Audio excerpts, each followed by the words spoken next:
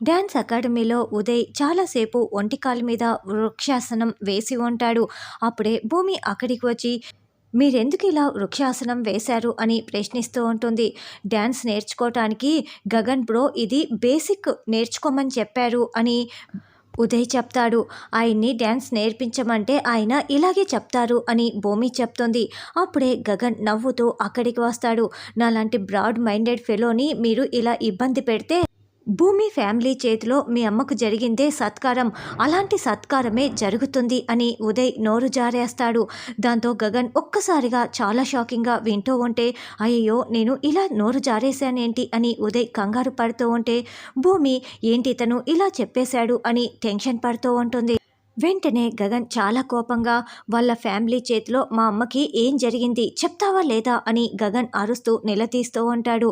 అప్పుడు భూమి అంటే అపూర్వ పిన్ని శారద అత్తయ్యకి గుండు కొట్టించబోయింది కదా, దాని గురించే ఉదయ్ చెప్తున్నాడు అని భూమి కవర్ చేస్తూ ఉంటుంది.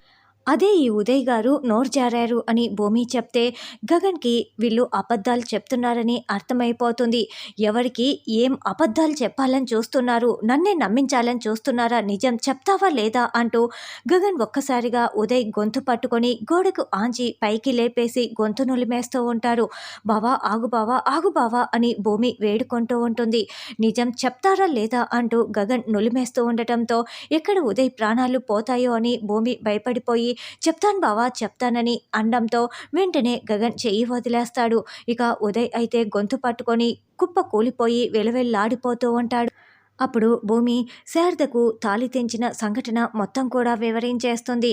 దాంతో గగన్ కోపంతో రగిలిపోతూ పరుగులు పెడుతూ కారు దగ్గరికి వెళ్ళి చాలా కోపంగా డ్రైవింగ్ చేసుకుంటూ వెళ్తూ ఉంటాడు. బావా ఆగు బావా ఆగు బావా అని భూమి ఎంత బతిమలాడినా కూడా గగన్ బయలుదేరి వెళ్ళిపోతాడు.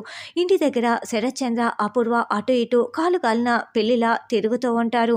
మరి గగన్ వెళ్ళి అపూర్వకి ఎలా బుద్ధి చెప్పనున్నాడు అన్నది రానున్న ఎపిసోడ్లో తెలుసుకుందాం.